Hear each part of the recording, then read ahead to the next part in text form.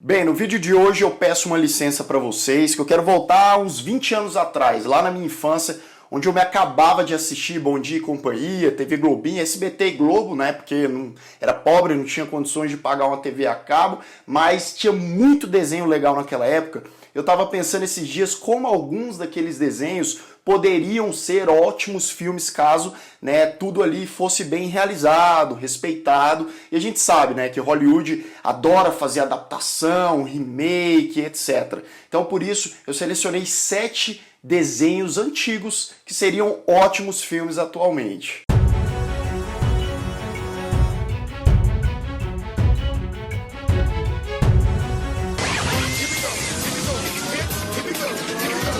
Sejam todos muito bem-vindos a mais um Refúgio Cult, meus amigos. Se você, assim como eu, tô com 27 anos, se você tá aí entre os 25 e 30 e poucos anos, você provavelmente pegou esses desenhos, essas fases aqui, que são desenhos que me traz ótimas recordações. Eu tenho a impressão, não sei se é porque a gente vai ficando velho, né, cada vez mais vai passando o tempo e vai ficando chato, mas parece que os desenhos hoje em dia, a maioria, não chegam nem perto dos desenhos que a gente tinha 20, 30 anos atrás, até antes disso. Se você ainda não me segue lá no Instagram, me siga lá, @lucasthemaia, para novidades aqui sobre o canal e sobre cinema em geral. O primeiro desenho, ele saiu em 1999, ele teve 3 temporadas, ao todo foram 52 episódios, você provavelmente lembra dele, eu tô falando de Batman Beyond, aqui pro Brasil ele veio como Batman do Futuro. Lembra? Um Batman mais magrinho, sem a capa, com uma roupa toda tecnológica, ele tinha várias habilidades e funções por conta dessa roupa.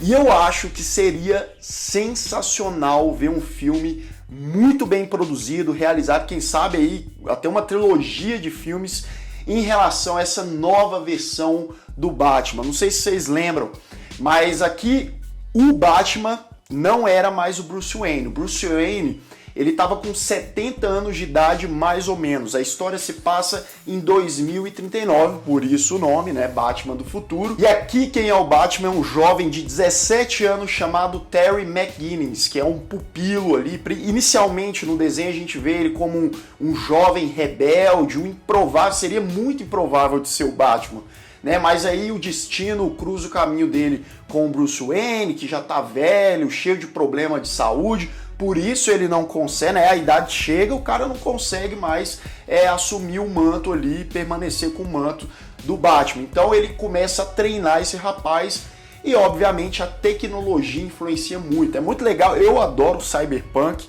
eu adoro essas pegadas futuristas e aqui é muito bem trabalhado. Imagine você, um filme muito bem dirigido do Batman desse jeito. Sem contar todo esse conceito interessante, vários personagens antigos, né, como o Alfred, o Comissário Gordon, eles já morreram, né, já estavam velhinhos, meio velhos naquela época, e aqui a gente vê novos personagens, vários novos vilões. A Bárbara Gordon, que é a filha do Comissário Gordon, no Batman do Futuro, ela é a comissária. E você me fala, mas Lucas, como seria um filme do Batman do Futuro? Bem, a gente já teve várias versões do Batman nos cinemas aí nas últimas 2, 3 décadas, né? E eles, obviamente, têm pegadas um pouco diferentes, mas nada tão diferente como um Batman futurista. E a gente sabe que a DC/Warner não está indo tão bem assim no seu universo cinematográfico atualmente.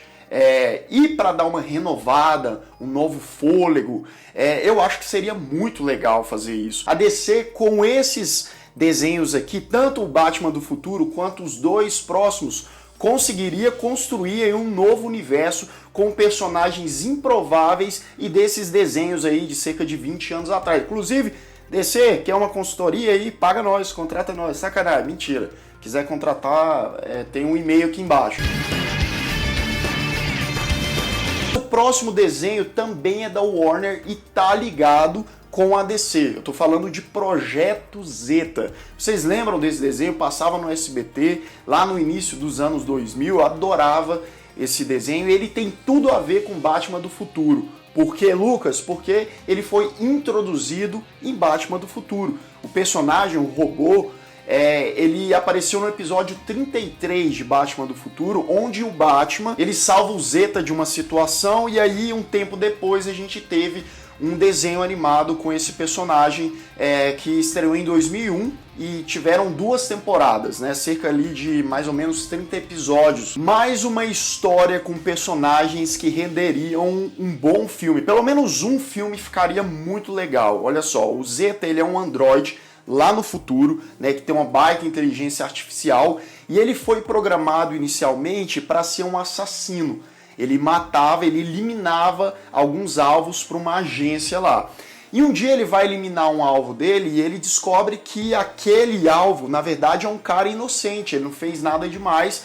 E aí o robô entra em pânico, o robô começa a criar consciência e falar, poxa, por que eu estou fazendo isso aqui? E aí ele decide fugir dessa agência e ele passa a ser perseguido. E as habilidades do robô são bem interessantes, inclusive a principal delas é que ele consegue se transformar em pessoas, né? Ele consegue criar uma espécie de holograma na armadura dele e se passar por uma pessoa. O Zeta então conhece uma jovem chamada Rosalie que vai ajudar ele a encontrar o arquiteto do projeto dele para tentar salvar ele dessa situação e dessa perseguição toda. Um desenho que era cheio de ação, aventura, vários elementos cyberpunk também. Agora imagine você, eles começarem um novo universo da DC nos cinemas com Batman do Futuro e no próprio filme do Batman do Futuro eles introduzem o Zeta e depois fazem o filme do personagem. Eu não sei vocês, mas eu acharia muito interessante. O número 3 é um dos meus preferidos dessa lista e eu acho que também é um desenho querido por muitos de vocês. Eu tô falando de Super Choque, um desenho que estreou lá em 2000, também da Warner, teve 4 temporadas com cerca ali de 50 episódios ao todo. E Super Choque também está completamente ligado a Batman do Futuro. Tá vendo aí a correlação?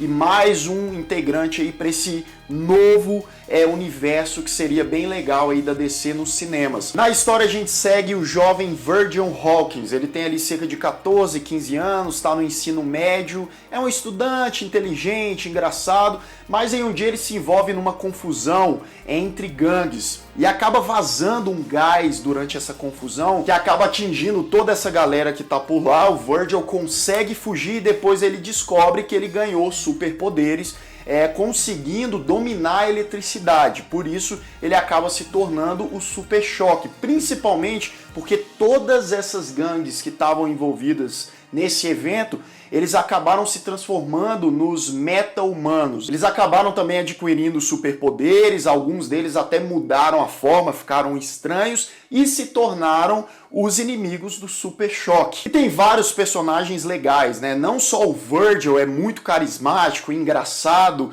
como também o Rich, o melhor amigo dele, que depois também a gente descobre que tem alguns poderes relacionados à sua inteligência. A própria família do Virgil também é muito legal, é um universo que eles conseguiram estabelecer bem interessante nesse desenho. Aí você me pergunta, uai Lucas, mas Super Choque se passava no futuro? Porque você disse que ele está correlacionado ao Batman do futuro. Não necessariamente, Super Choque é mais ou menos no presente mesmo, só que tem um episódio mais pra frente da série animada em que ele acaba viajando 40 anos no futuro. E nessa viagem ele acaba encontrando o Batman do futuro. E eles, né, claro que no início tem um confronto entre os dois e tal, e depois eles vão se aliar. Super Choque, assim como o Batman do futuro, também renderia aí pelo menos uns 3 filmes, porque tem muito personagem interessante. Eu acho aquele universo ali bem legal, e eu tenho certeza que tem muita gente que gostaria de ver o Virgil aí em live action. Eu sou o Batman. Ah tá, e eu a Beyoncé. O número 4 da lista, na verdade, é um anime que se passava vários anos atrás lá na Globo, que eu gostava demais, chamado Sakura Card Captors. Aí você me fala, Lucas, adaptação de anime para o cinema, será que dá certo? É arriscado, muito arriscado. Mas a gente sabe, né, que se tratando o material com respeito, pegando pessoas competentes, né, uma produtora competente, eu acho que é possível sim. E Sakura é uma história que mistura aventura, fantasia, mas eu acho que dá para adaptar de uma maneira bem interessante, até mais de um filme também, quem sabe uns 3. Na história a gente segue uma criança, né, a Sakura, no anime. O mangá ele saiu em 96 e o anime em 98. Né, e na história ela tem 10 anos de idade e um dia a Sakura acha um livro misterioso, diferente, ela abre esse livro e acaba liberando, espalhando pela cidade onde ela mora várias cartas mágicas e ela precisa ir atrás dessas cartas, sabe? Aquela história onde, você fez a bagunça aí, você vai limpar? Pois é, aí surge o Kerberos, né, que é uma criatura mágica, você provavelmente lembra dele, que era fofinho, bonitinho, engraçadinho, parecia, né, um ursinho de pelúcia, e ele fala, Sakura, vou te dar um help e tal, mas você precisa encontrar essas cartas. Sem contar que as cartas podem causar um caos ali, né, por conta dos seus poderes, até arriscando a vida de uma galera. O anime ele teve cerca ali de 70 episódios, ele foi dividido em 3 temporadas, também um anime muito interessante, com personagens carismáticos, cheios de identidade, uma trama que envolve bastante fantasia, mas também elementos realistas. Claro que eu acho que se colocasse uma Sakura de 10 anos, ficaria uma coisa infantil demais, tá certo, né? Sakura também é um anime / mangá infantil, mas eu acho que colocando uma adolescente, né, ali os seus 14, 15 anos no papel da Sakura, ali no ensino médio, talvez seria mais interessante. Uma história aí que tem muita gente, tem bastante carinho por ela e um universo aí que tem um potencial criativo a ser explorado. E falando em anime, um dos meus favoritos daquela época, quase 20 anos atrás, é Monster Rancher. Vocês lembram desse anime? Ele teve 3 temporadas, com ali também cerca de 70 episódios. Ele segue um garoto que chama Genki, ele é viciado em videogame, joga pra caramba e tal. Ele participa de um campeonato e ele ganha um jogo, depois de ganhar esse campeonato, chamado Monster Rancher. Ele vai jogar, o que acontece? O garoto é transportado para aquele universo e aí ele se encontra em uma terra com várias criaturas mágicas, vários monstros e a ameaça de um bicho lá chamado Mu, que é um cara quase invencível e que ele só pode ser derrotado por uma criatura divina chamada Fênix. O anime estreou em 1999, como eu disse, teve 3 temporadas e foi até 2001. Em 2001, ele começou a ser exibido aqui no Brasil, lá na TV Globinho, e passou vários anos, cerca de 4, 5 anos, sendo exibido lá. Depois a Band comprou e passou mais um tempo exibindo o anime também. E esse anime, além do Genki, que é um personagem interessante, né, o protagonista, o menino, a gente tem os monstros que acompanham ele, que também cada um tem as suas características, as suas habilidades. Eu não sei se vocês lembram, tem um Suezo, que é uma espécie de olho meio esverdeado, né? Ele é bastante engraçado. Tem o Golem, que é um monstro, né, grandão, feito de pedras. Tem o Mochi, que é um pinguim com uma casca meio esverdeada. Enfim, são vários personagens interessantes. Eles precisam se unir com as suas habilidades, esses elementos fantásticos, para derrotar o Mu, que é uma criatura extremamente poderosa que está ameaçando aquela terra ali. Eu sei que a gente já viu alguns, né, filmes, desenhos e tal, com premissas relativamente parecidas, né? Um personagem que é transportado para uma outra dimensão, até para jogo também, mas cara, como seria legal ver esses personagens aqui e essa história sendo levada para um filme aí muito bem produzido também nos cinemas. Bem, o penúltimo desenho da nossa lista de hoje é um desenho tão querido por muita gente que eu tenho certeza que uma galera vai lembrar e vai dar até aquela vontade de chorar. Tô falando de Doug Funny, lembra? Passava muito no SBT. O Doug é um desenho que foi criado lá em 1991, né, há quase 30 anos atrás. Ele passava na Nickelodeon, né, iniciou na Nickelodeon até 1994, e aí a Disney comprou e exibiu o desenho até 1999. O Doug tem 117 episódios, são muitos episódios, e segue a história desse garoto, que na trama ele tem 12 anos, é um garoto normal, mas é cheio de características, é muito criativo, imaginativo, vive ali no mundo da lua. E ele tem um diário dele, onde ele escreve, né? Eu acho que vocês lembram das horas que ele passava, né? Falando das coisas boas, das coisas ruins. Aí tinha um cachorro, o Costelinha, tinha o Skitter, que era o melhor amigo dele, tinha a Patty Maionese, que ele era extremamente apaixonado por ela. Ele se imaginava como um super-herói, que era o Homem Codorna, vocês lembram dele? E cara, Doug foi um desenho que me marcou tanto, só para vocês terem uma ideia. Quando eu era moleque, assistia Doug, eu transformava na minha cabeça que minha vida também era um programa de televisão, que aquelas pessoas ali eram atores e tal. Depois eu entrei para um psicólogo e eu tô curado, tô ótimo. Eu garanto pra vocês, tô bem, tomei meu remédio. Mas foi um desenho que me marcou muito, não só os personagens que eu citei, né, a família do Doug também, o pai, a mãe, a irmã, a galera da escola do Doug. E eu acho que um bom filme de Doug seria um filme, uma espécie de animação realista. Lembra o filme do Tintin, que lançaram alguns anos atrás, com computação gráfica, captura de movimentos e tal? Eu acho que Doug daria um bom filme, ou quem sabe até uma trilogia de filmes, talvez seja muito, mas pelo menos um bom filme contando a história do Doug desse formato seria muito interessante, extremamente nostálgico.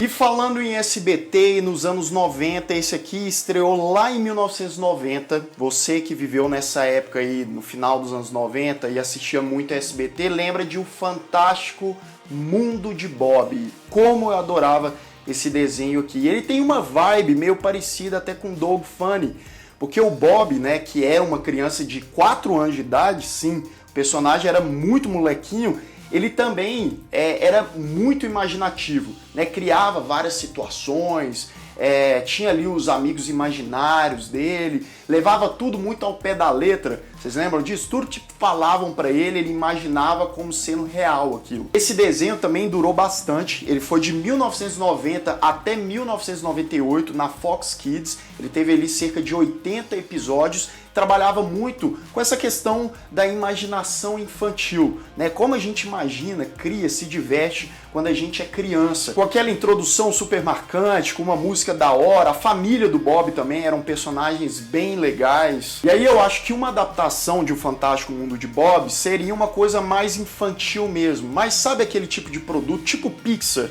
que eles fazem para criança, mas atinge todos os públicos, né, com vários elementos aí da vida social, do ser humano como um todo? Bob também tinha muito potencial para ser isso e quem sabe uma animação, né? Caso eles quisessem fazer uma coisa muito parecida com o desenho, porque o personagem tem 4 anos de idade, é complicado, né, fazer um filme live action aí com uma criança de 4, 5 anos, né? É possível, mas talvez se fosse uma animação também, computação gráfica e tal, ou um live action, caso eles pegassem uma criança de 9, 10 anos e adaptassem a história e a vida do personagem do Bob. Bem, então é isso, galera. Eu não sei se eu tô viajando na maionese demais, mas seria interessante ver qualquer um desses desenhos que eu assisti aí há quase 20 anos atrás, sendo adaptado e sendo bem feito para os filmes, para o cinema. Sabe aquele negócio que dá gosto de assistir? Você virar e falar assim, nossa, fizeram esse negócio com carinho para os fãs, e tem uma legião de fãs. Cada um desses desenhos, tenho certeza, espalhados aí pelo mundo, tem muita gente que assistiria esses filmes, essas adaptações, né? E agora eu quero saber a sua opinião. O que você acha desses desenhos? O que você acha que poderia virar um suposto provável filme dessas animações aqui? Você gostava delas ou você nem conhecia? Deixa aqui nos comentários. Se você ainda não é inscrito aqui no canal, se inscreva aqui embaixo, clique no sininho para receber todas as notificações e deixe o seu like, que ajuda bastante o Refúgio. Espero que vocês tenham gostado aí do vídeo de hoje. Vou ficando por aqui, um grande abraço e até mais.